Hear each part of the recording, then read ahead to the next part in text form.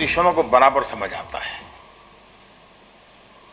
और मैं समझता हूं कि ये बहुत बड़ी ताकत है, इसको खोने नहीं देना चाहिए। बहुत बड़ी ताकत है और वो है अनामिका। कई अफसर आप देखेंगे कि उन्होंने अपने कार्यकाल में ऐसी कोई विजन उनके मन में आया होगा, आइडिया आया होगा, उसको कार्यरत किया होगा, उसका पूरा इम्प्लीमेंटेशन का फ्रेमवर्क बनाया होगा और उसके परिणाम आज पूरे देश को मिलते होंगे। लेकिन खोजने जाने पर भी पता नहीं चलेगा ये कौन अफसर था यार, किसको आइडिया आया था, कैसे किया था। ये अनामिका, ये इस देश के सिविल सर्विस की उत्तम से उत्तम ताकत है, ऐसा मैं मानता हूं, क्योंकि मुझे मालूम है इसकी ताकत क्या होती है। लेकिन दुर्भाग्य से कहीं उसमें कमी तो नहीं आ रही है। मैं सोशल मीडिया के ताकत को पहचानने वाला इंसान हूं, उसके महत्व को समझने वाला इंसान हूं, लेकिन व्यवस्थाओं का विकास अगर उसके माध्यम से होता है और यह व्यवस्थाओं को जनता जनार्दन से जोड़ने के लिए काम आता है, तब तो उसका उपयोग है।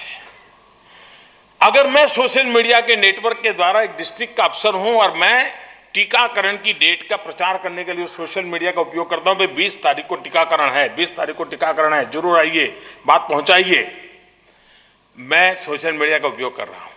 लेकिन अगर मैं टीकाकरण में 2 बूंद पिलाने गया हूं और मेरी फोटो फेसबुक पर प्रचारित कर रहा हूं, तो अनामिका के लिए मैं सवालिया निशान बन जाता हूं। एक ही व्यवस्था को मैं कैसे उपयोग करूं। आज मैं देखता हूं डिस्ट्रिक्ट लेवल के जो अफसर हैं वो इतने बिजी हैं, इतने बिजी हैं, इतने बिजी हैं कि ज्यादातर समय इसी में जाता है।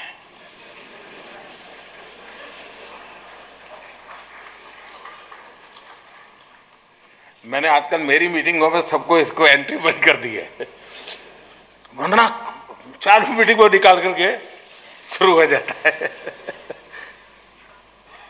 जो ताकत किस काम के लिए आनी चाहिए, किसके लिए नहीं आनी चाहिए, इसका अगर विवेक नहीं रहेगा, आवश्यक है कि जन जन तक पहुंचने के लिए उत्तम साधन हमारे हाथ आया है। ई गवर्नेंस से एम गवर्नेंस की ओर दुनिया चल पड़ी है। मोबाइल गवर्नेंस से ये समय का सत्य है, हम इससे दूर नहीं रह सकते। लेकिन वो जन आवश्यकताओं की पूर्ति के लिए हो, जन सुविधाओं की पूर्ति के लिए हो। मैं समझता हूं ये जो अनामिका, ये जो हमारी पूरी ताकत रही है, ताजमहल कितनों ने डिजाइन की होगी, कितनों ने कंसेप्ट पेपर तैयार किए होंगे, कितनों ने परिश्रम किया होगा, लेकिन न मैं आप जानते न मैं जानता हूं, लेकिन ताजमहल हमें याद दिलाता है बाय एंड लार्ज इस क्षेत्र के लोगों ने यही काम किया है जीवन भर। कभी कभार तो उसको खुद को भी पूछोगे, रिटायर्ड होने के बाद 20 साल के बाद पूछोगे भाई जरा 5 चीजें बताओ, तो उसको भी याद नहीं, क्योंकि उसने इतना समर्पण भाव से वो जुड़ गया है कि उसको लगा रहे भाई मेरा कर्तव्य था, मैंने कर दिया, चलो आगे चलो भाई। ये कितनी बड़ी ताकत है हमारे देश के पास, और उस ताकत के मालिक आप हैं। और इसका मूल्य मुझे बराबर समझ है, क्योंकि हमें मालूम है कि हम लोगों की तो फोटो इधर से उधर हो जाए तो भी हमारी रात खराब हो जाती है। हम लोगों की बिरादरी ऐसी है। और इसलिए मुझे मालूम है कि अपने की पहचान बनाए बिना देश के लिए दिन रात काम करना ये छोटी चीज नहीं है जी। उसको मैं भली भांति अप्रिशिएट कर सकता हूं, इसकी ताकत मैं भली भांति समझता हूं। लेकिन ये जो परंपरा हमारे आगे की पीढ़ी ने और हमारी सीनियर पीढ़ी ने जो निर्माण किए हैं, उसको बरकरार रखना हमारी नई पीढ़ी की बहुत बड़ी जिम्मेवारी है और उसको कहीं खरोच न आ जाए ये देखने की आवश्यकता है। हम एक सिविल सर्विस डे जब मना रहे हैं तब गवर्नेंस के रिफॉर्म के लिए दुनिया भर के कमेटियां बनी होंगी, कमीशन बैठे होंगे, केंद्र सरकार में बैठे होंगे, राज्य सरकारों में बैठे होंगे, और जिन्होंने बनाया होगा उन्होंने भी पूरा पढ़ा नहीं होगा,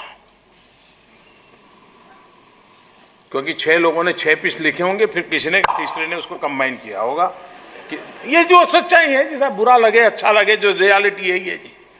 और उसके बाद तो शायद एड्रेस भी पता नहीं होगा कहां पड़ा है। राज्यों में भी ऐसे ढेर सारे, हर सरकार को लगा होगा कुछ रिफॉर्म करेंगे, कुछ रिफॉर्म कमीशन बनाएंगे, और ठीक है कुछ लोगों को काम धाम मिल जाता है रिटायर्ड होने के बाद, लेकिन बदलाव नहीं आता है। मेरा आज भी अनुभव से मैं कह सकता हूं, और मेरा सद्भाग्य रहा है कि मैं भी अगर आपकी तरह इस व्यवस्था में होता, हो नहीं सकता था, क्योंकि मुझे कोचिंग क्लास तो कहीं मिलना नहीं था लेकिन 16 साल कोई नौकरी करे तो क्या बन सकता है? डिप्टी सेक्रेटरी बन जाता है, क्या बनता है? हाँ, डायरेक्टर बन जाता है। तो मैं डायरेक्टर की कैटेगरी में आ जाता, क्योंकि मैं 16 साल से आप लोगों के साथ काम कर रहा हूं, इसी व्यवस्था के साथ आप ही के लोगों के बीच में काम कर रहा हूं। और इसलिए मेरा मत है, और मैंने अनुभव देखा है, सचमुच में इस व्यवस्था में काम करने वालों का जो अनुभव है और उनके सुझाव है, इससे बड़ा रिफॉर्म के लिए कोई कमीशन सुझाव दे ही नहीं सकता जी। ये हमारी गलत सोच है जी। आप लोगों के पास जो है उससे उत्तम सुझाव बाहर से आ ही नहीं सकता साहब। ये हम अभी भी उसको न तवज्जो देते हैं और न ही हम उसको फॉलो करते हैं। क्या हम अपने कैरेक्टर में ला सकते हैं? भी छोटा सा व्यक्ति अपने अनुभव से, ये जो एक्सरसाइज चल रहा है ना, जो पेपर लिखवाए नए लोगों से, मैंने 4 लेटेस्ट जो बैच के लोग हैं उनसे कहा भी आप लिख करके दो। एक नई थॉट प्रोसेस आए हमारे पास, आए, सबने लिखा। हो सकता है कुछ ने कट पेस्ट किया होगा, मैंने देखा नहीं पूरा, लेकिन ये सब मनुष्य का स्वभाव है, होता रहता है। लेकिन फिर भी कुछ न कुछ ऐसा आया होगा जिस पे मंथन हुआ होगा। अब ये व्यवस्था का मुख्य लोगों का काम है कि ये जो एक्सरसाइज था, हमें कोई डिग्री पाने के लिए नहीं की है, एकेडमिक रैंकिंग के लिए नहीं की है, मेरा पेपर स्वीकृत हुआ इसके लिए नहीं किए हैं। जो आए हैं, अनुभव की बातें आई हैं, धरती पर काम करने वाले इंसान ने कही है, जो रोजमर्रा किसानों के साथ जिंदगी गुजारता है, रोजमर्रा अपने क्लरिकल काम करने वाले से जिंदगी गुजारता है, जो अपने नए कंप्यूटर ऑपरेटर के साथ जिंदगी गुजारता है, ऑफिस टाइमिंग के कारण और सीजन के साथ जो क्लैशेज आते हैं वो जिसने देखा है उसने कहा है।